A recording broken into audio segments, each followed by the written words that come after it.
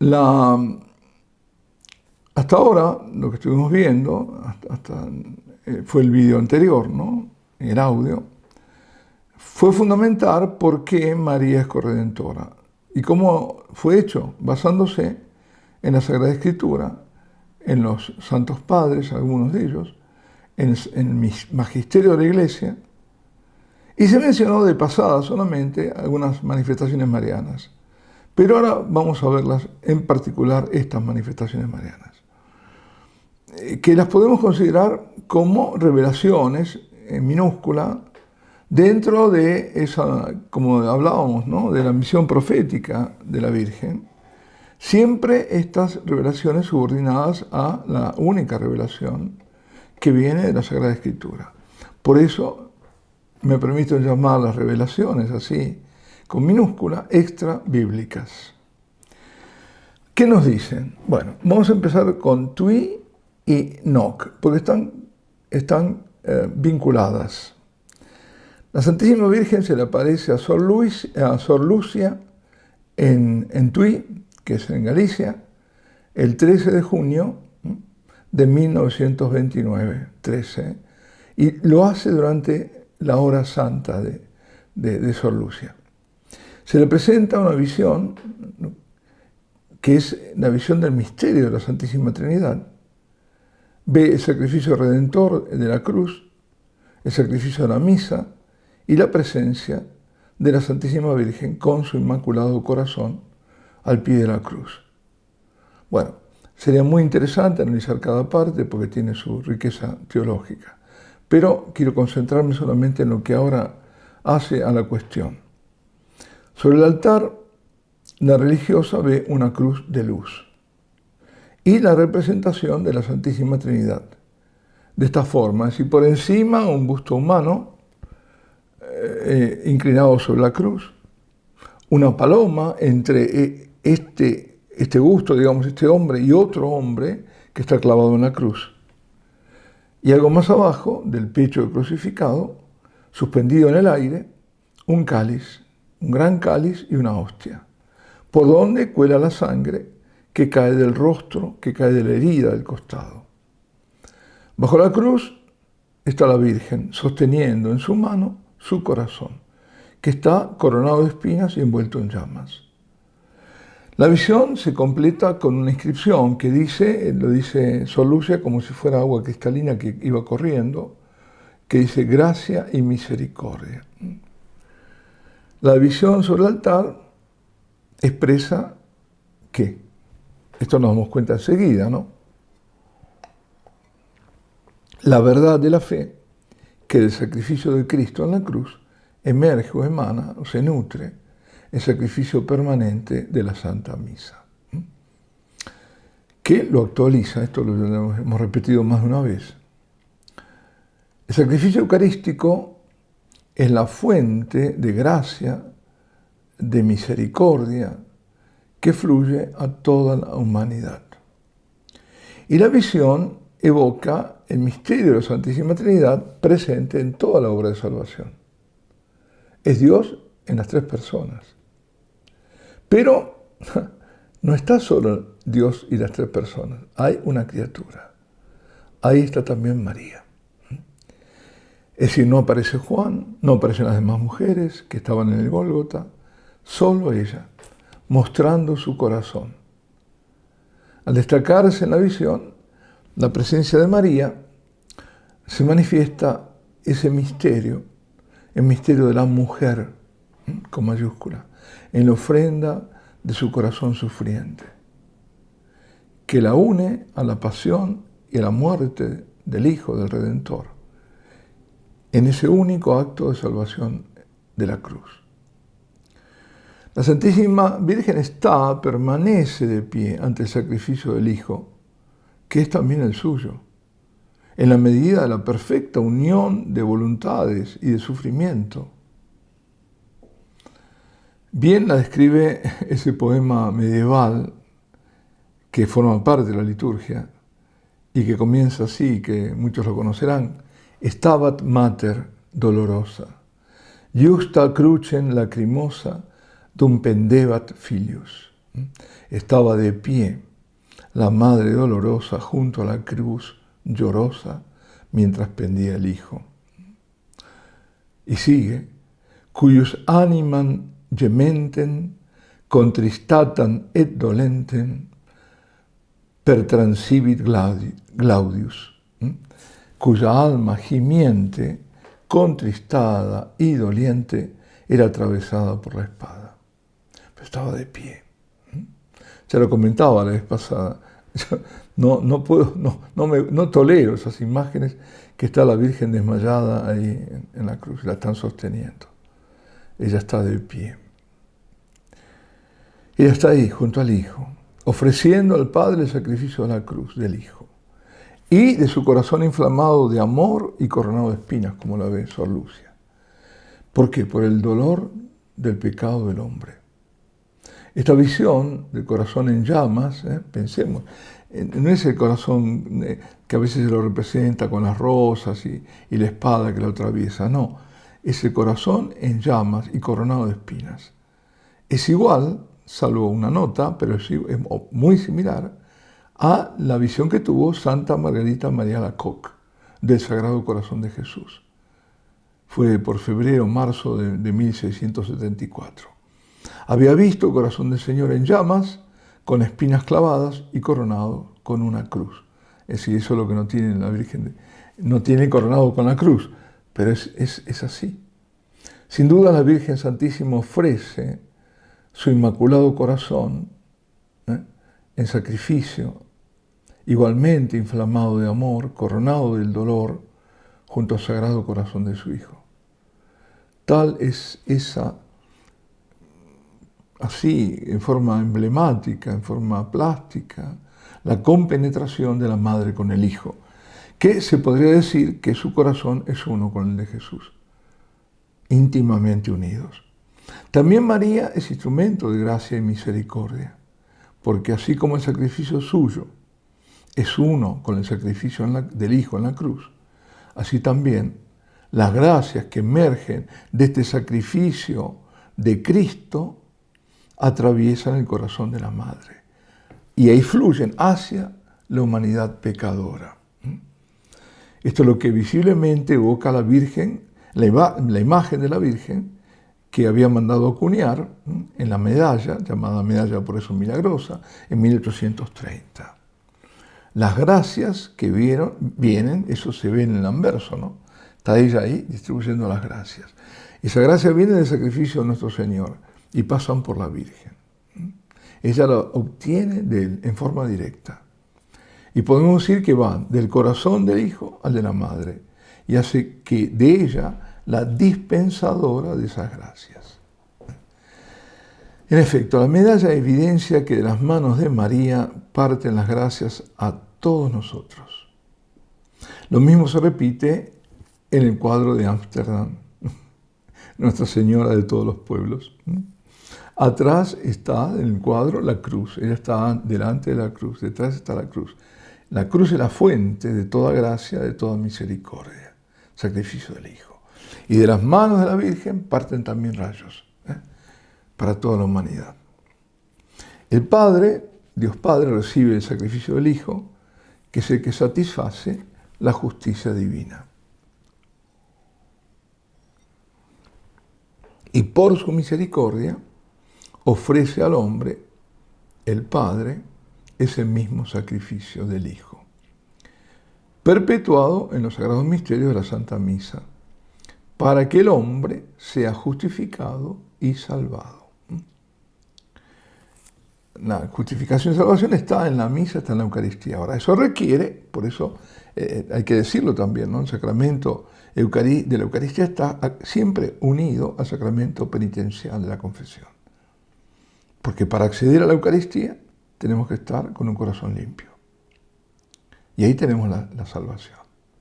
La Virgen Santísima también ofrece junto al Hijo el sacrificio perfecto de Cristo. Ella también. Lo hace en su medida de criatura inmaculada y de sus propios méritos y de su maternidad, que surgen méritos de su obediencia, de su amorosa aceptación del sacrificio redentor del Hijo. y de la propia inmolación, porque ella está inmolando, que ese sacrificio de Cristo significa para ella. Está todo. Y está todo en forma perfecta y armónica. Nada lo perturba, nada lo quiebra. La visión de Tui está relacionada con la de Enoch, por eso decía. La de Enoch fue solo una visión de un momento, fue anterior medio siglo más o menos de la de Tui, cuando aparece María, bueno, aparece María, San José, aparece San Juan, y aparece el altar, el cordero inmolado. Es decir, María aparece, pero aparece con gestos de ofrecimiento y de intercesión ante el altar de Dios, donde el cordero es inmolado. Ahí tenemos el aspecto escatológico de la Santa Misa. Evidentemente, en ambas visiones, María se manifiesta ofreciendo su sacrificio, uniéndose al sacrificio redentor del Hijo. Por tanto, se está presentando tanto en Tui como en Enoch como corredentora. Ahora vamos a Ámsterdam, y junto a Ámsterdam, a Quita. Las tenemos en parejas, ¿no? El mensaje principal de las revelaciones de Aida Perdeman, es el pedido del quinto y último dogma mariano. ¿Cuál es? María corredentora, medianera y abogada. Bien. Junto al pedido y relacionado al mismo hay una oración, hay muchos mensajes, muchísimos, pero estoy yendo al núcleo, al centro, ¿no? Hay una oración y hay una imagen plasmada en un cuadro. Eso es digamos, para esquematizarlo, es Ámsterdam.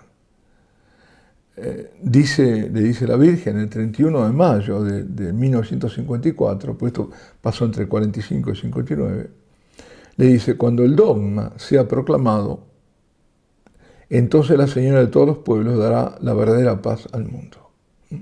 Como que está condicionado justamente a ese dogma. Y va a ser proclamado. Eso está ya dictaminado por el cielo. ¿Cuándo? No sabemos. Por medio de esta oración, le dice, la Señora salvará al mundo. Una vez más, repito la promesa. Le dice esto el 10 de mayo de 1953. ¿Cuál es la oración?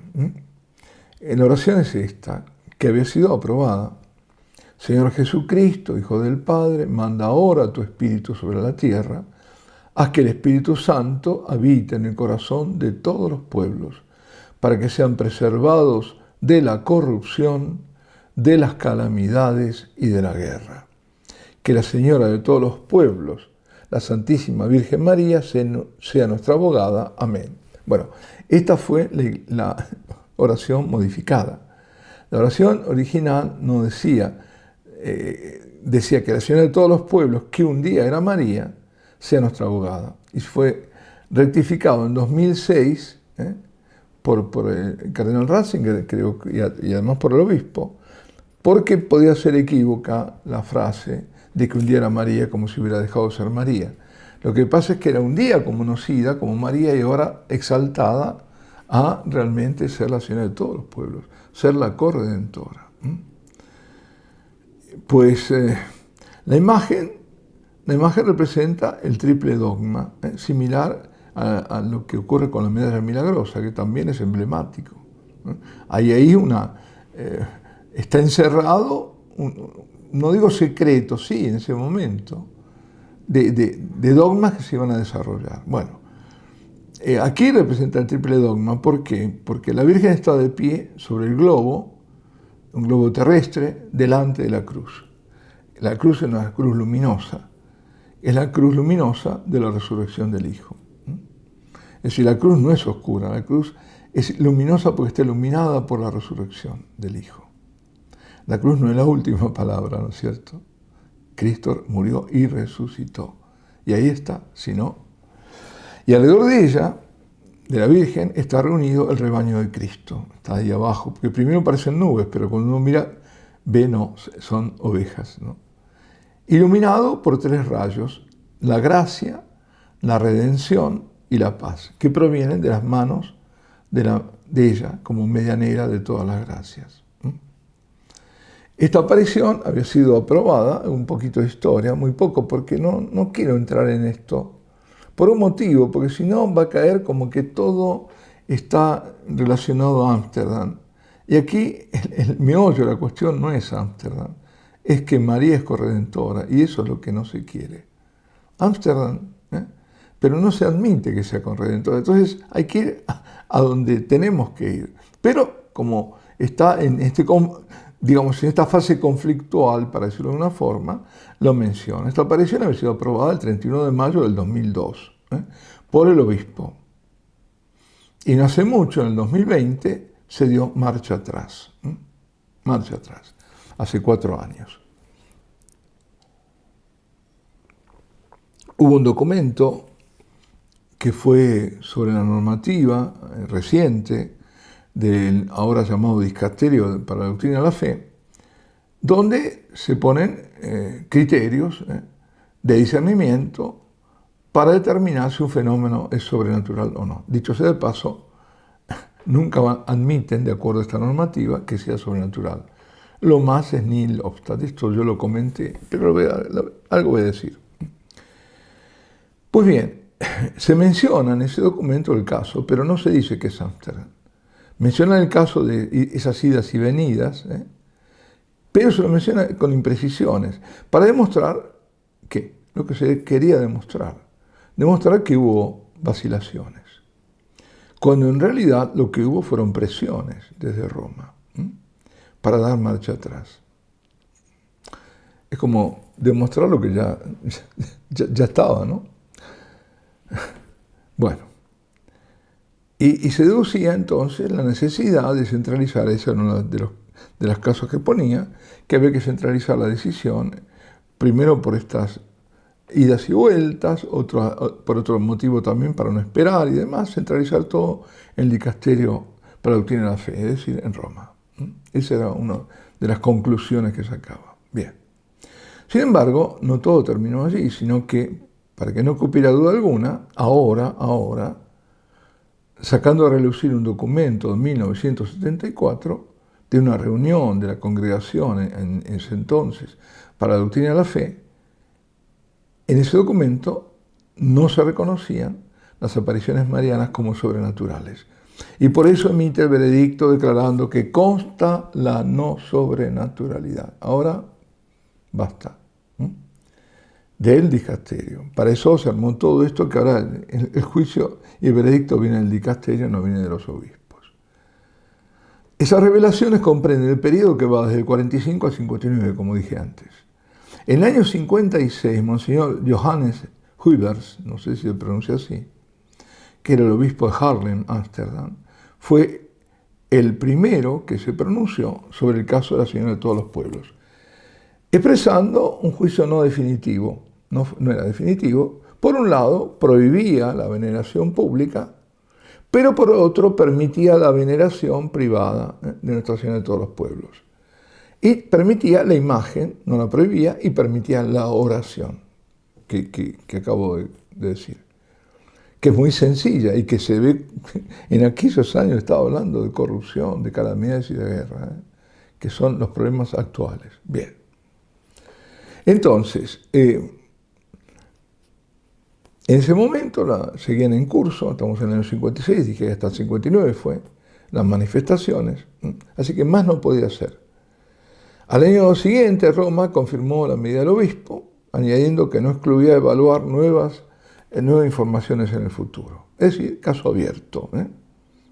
Hasta ahora no consta, pero permitimos una devoción privada y permitimos, sí, que el cuadro y permitimos la oración. Bien. Luego, en mayo del 74, tras la reapertura del caso, llegó la famosa notificación de la Congregación para la Doctrina de la Fe, en la que se lee que el obispo de Haarlem, en el 56, declaró que no constaba la sobrenaturalidad. No constaba la sobrenaturalidad. Eso fue lo que dijo, de las apariciones. Y de ese juicio que después se agarraron, es decir, en aquella notificación está confirmando una validez. Sí, no consta, pero bueno, es un juicio, como diciendo, provisorio.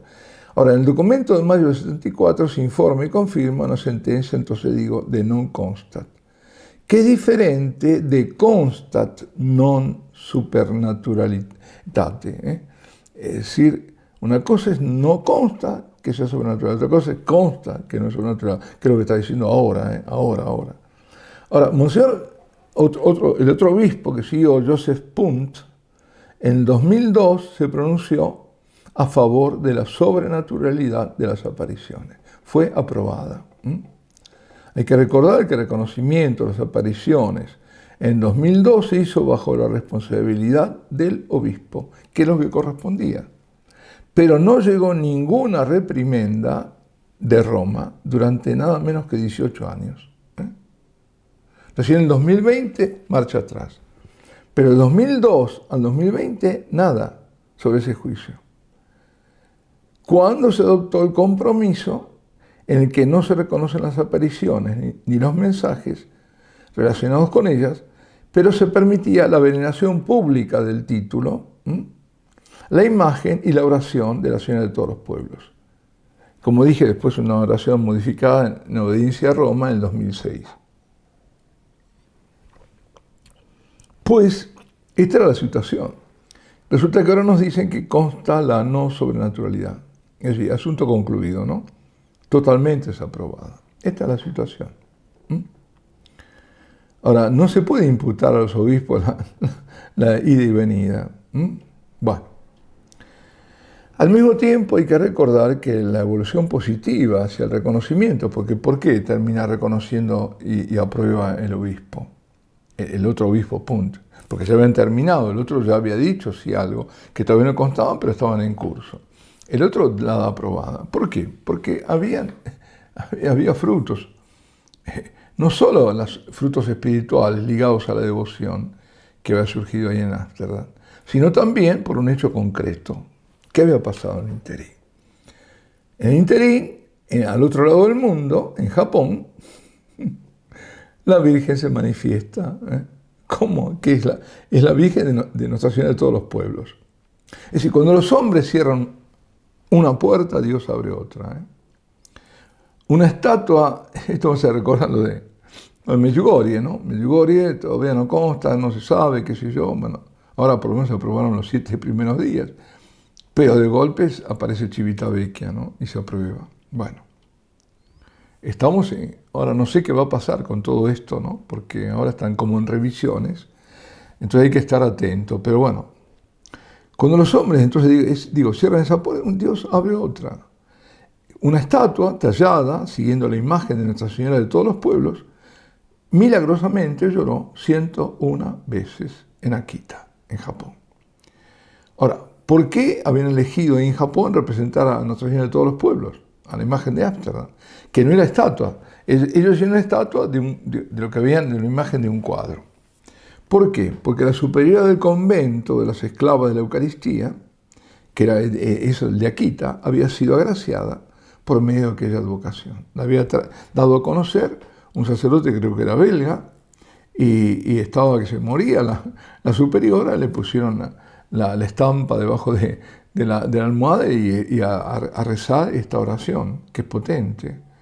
Y es tan sencilla y es potente. Y a una de las siervas de la Sagrada Eucaristía, aún novicia, en ese momento era novicia, además había sido ella agraciada por Lourdes y venía del budismo y todo esto, a esta novicia se le manifiesta la Santísima Virgen al comienzo de los años 70. Se trata de Agnes o Inés Katsuko Sasagawa. De paso quiero hacer notar que así como en Fátima, en Garabandal también, y en Ridibak, también en Akita, a la aparición de la Santísima Virgen la precede la de un ángel. Recordemos, en Ridibak es el ángel que la despierta a Catalina Labouré. En Akita es el ángel de la guarda, de la vidente, como era en la Ridibak también el ángel de la guarda. En Fátima es el ángel de Portugal, uno o 2 años antes de que aparezca la Virgen. En Garabandal es San Miguel, el ángel del Apocalipsis, ¿no? Y ángel custodio de la Virgen y ángel protector de la Iglesia Universal. El ángel custodio de la Virgen o de la guarda era San Miguel Arcángel. Bueno, ¿qué pasa ahora en Akita? Le dice el ángel: atesora con mucho celo el recuerdo de la sangre de María, de la sangre de María, y grábalo. ¿Por qué dice? Porque la estatua había sangrado. En esto hay una conexión también con la lacrimación de Civitavecchia. Llora sangre, aquí sale sangre de la Virgen. Entonces le dice eso, guarda esto, ¿no? Atesora esto, esta sangre que has visto de María, grábalo en tu corazón. La herida de María, dice, tiene un significado muy importante. El 6 de julio del 73 había aparecido una herida en forma de cruz en la mano derecha de la estatua de la Virgen y comienza a sangrar. Eso es lo que había pasado. Entonces, atesora esto, recuérdalo, dice, esto significa que este sangrar de la Virgen es para obtener vuestra conversión, para implorar la paz, para reparar las ingratitudes, las ofensas, los ultrajes y las injurias que Dios recibe. Ojo, aquí es mucho, esto es sangre corredentora. Oh. Y le dice: pide tú por conversión, paz y repara por los ultrajes que los hombres cometen contra Dios. Como en Fátima, ¿no? Tened en gran estima la devoción a la preciosísima sangre de Cristo. Ahora lo estamos diciendo en este mes de julio del 2024. La preciosísima sangre de Cristo. No con devociones raras. No. Nada de devociones raras. La que siempre fue en la iglesia. Y la devoción a la preciosísima sangre de Cristo. Y en este mensaje está expresado con audacia que María es corredentora. Yo creo que esto es para, como dicen, food for thoughts, ¿no? Alimento para pensar. El 3 de agosto del 73, la religiosa recibe un segundo mensaje de la Virgen. Esta vez. Dije: hija mía, mi novicia, ¿amas tú al Señor? Si tú amas al Señor, escúchame bien. Es muy importante que comuniques esto a tu superior. Son muchos los hombres en el mundo que afligen al Señor. Yo deseo que haya almas que lo consuelen para aplacar la ira del Padre de los cielos, ¿no? Almas víctimas. Junto con mi hijo deseo almas que hagan reparación a través de sus sufrimientos y de su pobreza por los pecadores y los ingratos. Con mi hijo he intervenido en muchas ocasiones para aplacar la ira del Padre, para que no inflija el gran castigo sobre la humanidad. Esto no es un chiste, He prevenido calamidades ofreciéndole los sufrimientos del Hijo en la cruz, su preciosísima sangre, e hijos amados que conforman un séquito de almas víctimas. Aquí están las almas víctimas. Oración, penitencia, sacrificios pueden aplacar la ira del Padre. 73. Esto también deseo de tu comunidad, que ame la pobreza, que se santifique y ore en reparación por la ingratitud y ultraje de tantos hombres. Recita la oración de las siervas de la Eucaristía, siendo consciente de su significado, ponlo en práctica. Ofrece reparación por los pecados. Que cada uno se esfuerce en ofrecerse completamente al Señor, según su capacidad y posición, según su estado. Aún en un instituto secular es necesaria la oración. Almas que desean orar están ya en camino de la unidad, dice. Sin prestar tanta atención a la forma, sin prestar tanta atención a la forma, sé fiel y sé ferviente en la oración para consolar al Señor. Que la oración venga del corazón. El 13 de octubre de 1973, aniversario de la última aparición de Fátima, le da el último mensaje, precaviendo sobre el castigo divino por las gravísimas ofensas contra Dios y advirtiendo de la acción del demonio dentro de la Iglesia. Ante el gran castigo, para evitar las calamidades que darán, anuncia 2 armas. El signo dejado por su Hijo. Uno se pregunta, bueno, si es el signo sacramental es la Eucaristía, y si no, podría ser la cruz, ¿no? y el Santo Rosario. Se despide diciendo a la hermana, reza mucho rosario, solamente yo puedo aún salvarles de las calamidades que se acercan, solo la Virgen. Aquellos que ponen su confianza en mí serán salvados. Y nuevamente con tales palabras huelga cualquier comentario acerca de su obra de corredención. Está diciéndolo todo. Las manifestaciones de Akita fueron aprobadas en 1984 por parte del obispo John Shohiro Ito. En su carta pastoral del 22 de abril del 84, formalmente declara: estos hechos, comprobados después de 11 años de estudios por japoneses y rigurosos, los declaro innegables, afirmando que el mensaje de Akita es la continuación del mensaje de Fátima. En consecuencia, autorizo la veneración de Nuestra Señora de Akita. En junio del 88, el prefecto de la Congregación para la Doctrina de la Fe, el cardenal Joseph Ratzinger, emite un juicio definitivo sobre los hechos de Akita y sus mensajes como confiables y dignos de ser creídos. Bueno, no es de extrañar que desde hace ya un tiempo se trate de acallar a Akita. En Japón la tienen ahí como que no existiera, como ni hubiera ocurrido nada. La nueva normativa sobre presuntos fenómenos sobrenaturales se concentra en dos puntos esenciales, ¿no? Que es lo que estamos hablando, lo que acaba de salir hace poco. Primero, quitar la jurisdicción al obispo local en cuanto al dictamen sobre la autenticidad o no del fenómeno, llevándolo todo a Roma. Y ahora estamos viendo por qué, ¿no? Y segundo, la degradación de las clasificaciones, porque antes podía decir consta la sobrenaturalidad, ahora no.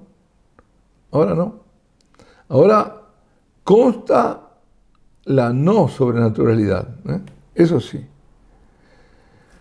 Lo máximo que Roma ahora, y tampoco está la de no consta la sobrenaturalidad, no, eso no, ya no. Ahora, lo máximo que Roma, no el obispo, puede decir es nihil obstat, no, o sea, no hay nada malo. Que vaya contra la fe, con las buenas costumbres, no hay nada, entonces la gente puede ir tranquila, pero no hablar de sobrenaturalidad. Se comprende que es una desclasificación. Por ejemplo, hoy Lourdes o Fátima sería eso, no hay nada malo, se puede ir. Detrás de todo está el desagrado, es evidente, ¿no? Me parece a mí. No estoy emitiendo un juicio temerario, hay un desagrado. No digo aversión, también puedo verla. Sí, hacia lo sobrenatural. No me hablen de sobrenaturalidad. ¿Por qué? Porque se niega la posibilidad de dar un juicio prudencial de sobrenaturalidad de una manifestación. ¿Cómo nosotros no vamos a poder darnos cuenta de eso? Es decir, Dios nos ha dotado de inteligencia, no nos ha hecho descerebrados como para... No podemos acertar, pero un juicio prudencial. Bueno, aunque las apariciones de Ámsterdam se caracterizan por el pedido del quinto y último dogma mariano, creo que es interesante decir que el mensaje central es la cruz de Cristo. La cruz que debe colocarse al centro del mundo, lo dice más de una vez, para que el mundo conozca la paz. Es decir, el mundo, nadie quiere sacrificios, no. Una palabra que uno dice, bueno, compromiso. No, compromiso no, yo no. Es una mínima cruz, no, eso no. Lo vemos, ¿no? Por eso, el mundo no va a conocer la paz si no acepta la cruz de Cristo, no la pone en el centro. Y junto al cuadro revelador de lo que se pide está la oración dirigida a Jesucristo para que envíe el Espíritu Santo a todos los pueblos para que sean preservados de la corrupción, de las calamidades y de las guerras. Pidiendo que Nuestra Señora de todos los pueblos, que la Santísima Virgen María, sea nuestra abogada, la que abogue por nosotros, pobres pecadores. Bueno, vamos a otro, Rydbach, medalla milagrosa. Si la medalla que la Santísima Virgen mandó acuñar, según la visión dada a Santa Catalina Labouré, fue llamada milagrosa, fue por un motivo. se debió que a través de ella, de esta medalla, muchísimos fueron los milagros en tiempos de peste. Para darnos una idea, en febrero del año 1832 en París se desata una terrible epidemia de cólera que va a dar más de 20.000 muertos. Las hijas de la caridad empiezan a distribuir en junio de ese año las 2.000 primeras medallas acuñadas, 1832. Numerosas son las curaciones, lo mismo que las protecciones y conversiones. Es un maremoto. El pueblo de París califica la medalla de milagrosa. 2 años después, en el otoño de 1834, ya hay más de 500.000 medallas. En 1835, más de 1 millón en todo el mundo. En 1839 se ha propagado la medalla hasta alcanzar más de 10 millones de ejemplares. A la muerte de Sor Catalina, en 1876, que es ahí cuando se descubren que era ella, el instrumento de la Virgen, la vidente, se cuentan más de 1.000 millones de medallas, ¿no? Imaginemos ahora cuánto habrá, no sé. Por algo es así, ¿no? Por eso, los milagros fueron de todo tipo, de orden físico, de orden espiritual, ¿eh? Conversiones, hubo muchas conversiones. Bueno, estuvo la de Alfonso de Ratisbon, ¿no? Bueno, la medalla, además, esto importante, anticipó 2 dogmas. Uno, que ya fue declarado, la Inmaculada Concepción. Fue antes, 24 años antes que se proclamara o promulgara esa bula de la Inmaculada Concepción, de ese dogma. Y el otro dogma o otros dogmas que están dentro de esa medalla también, está en espera de serlo. La Santísima Virgen venía a hacer aún más claro aquello que el Sensus Fidelium había intuido acerca de su poderosa intercesión a través de todos los siglos y de su purísima concepción. ¿Cuántos antes se decía ya? Bueno, Duns Scott en España, la purísima concepción de María, y limpia, purísima y limpia, así es la Virgen de Luján, ¿no? Mucho antes del dogma, 300 años casi, bueno, no, 200 y algo, bueno. Es decir, y lo hacía ahí entonces otorgándole la medalla que por la inscripción simbólicamente encierra dogmas proclamados y a proclamar el poder de milagros extraordinarios, como decía la conversión fulminante del banquero judío Alfonso de Ratisbon, emparentado con los Rothschild, que va a dejar esa encumbrada posición, incluso la novia que estaba por casarse, su futura esposa, para volverse sacerdote católico y fundador de una congregación, Nuestra Señora de Sion. Los dogmas que aún requieren un pronunciamiento magisterial, solemne, que están encerrados en la medalla, son María Santísima como medianera de gracias, abogada ante su Hijo, y estas ambas prerrogativas ya están en el anverso, representadas, y corredentora en el reverso. En el anverso, ¿por qué digo esto? Porque figura la Santísima Virgen dispensadora de gracias, como medianera, en las manos así, aquí la vemos, y de aquí salen los rayos. Con la inscripción que alude tanto a la Inmaculada Concepción, porque dice, oh María, sin pecado concebida, la Inmaculada Concepción, ya lo está diciendo 24 años antes del dogma, confirmado luego en Lourdes, 4 años después, 1858, y como abogada nuestra, porque dice, oh María, sin pecado concebida, rogad por nosotros que recurrimos a vos. Es intercesora, abogada nuestra. Y es en el reverso de la medalla, tenía que sacar la mía, bueno, ya lo pondremos, donde alude a la corredención. ¿Por qué? Porque aparece la cruz sobre la M. Ahí está. Así como está la Virgen en el cuadro, delante y la cruz, porque todo emana, todo es la cruz, de ahí de la cruz. y están en la medalla los dos sagrados corazones, Sagrado Corazón de Jesús y Corazón Inmaculado de María. Y si tanto el reverso como el anverso de la medalla milagrosa nos llevan a la imagen del cuadro de Ámsterdam, de Nuestra Señora de todos los pueblos, o naciones a veces dice. Es el que la Virgen está delante de la cruz con las manos extendidas donde salen las gracias para el mundo. Bueno, conclusión.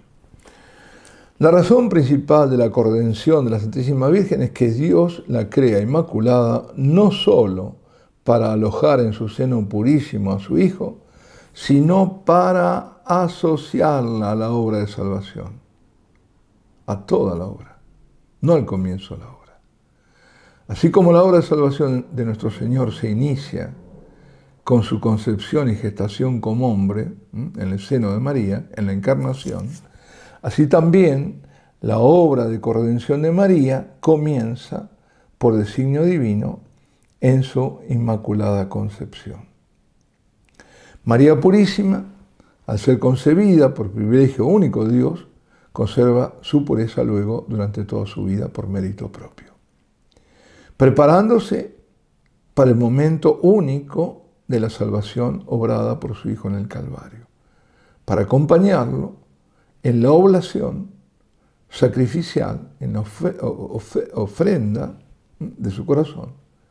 Jesús se le ofrece al Padre para rescatarnos de la muerte eterna. María ofrece su dolor intensísimo a su corazón sin manchas y también ofrece a su mismo Hijo, aceptando tal sufrimiento como sacrificio agradabilísimo al Padre. Por eso es corredentora. Y concluyo con las palabras de un gran santo, quien es San Juan Eudes, San Juan Eudes.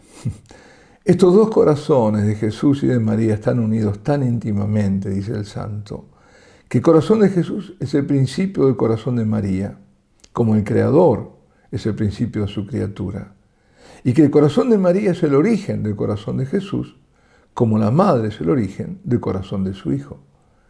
Cosa admirable, el corazón de Jesús es el corazón, el alma, el espíritu y la vida del corazón de María, que no tiene movimiento ni sentimiento sino por el corazón de Jesús. Y el corazón de María es la fuente de la vida del corazón de Jesús, residiendo sus entrañas, como el corazón de la madre es el principio de la vida del corazón de su Hijo.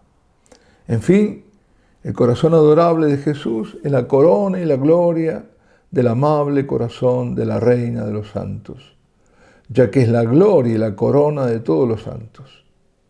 Como también el corazón de María es la gloria y la corona del corazón de Jesús, porque le rinde más honor y más gloria que todos los corazones del paraíso juntos. Alabado sea Jesucristo y Ave María Purísima. Y bueno, invoco la protección, la mediación constante de nuestra Madre del Cielo, que tanto nos ama y que viene a nosotros a llamarnos a la conversión, nos llama a su Hijo. Le invoco a ella para esta bendición de Dios Todopoderoso, que es Padre, Hijo y Espíritu Santo. Amén.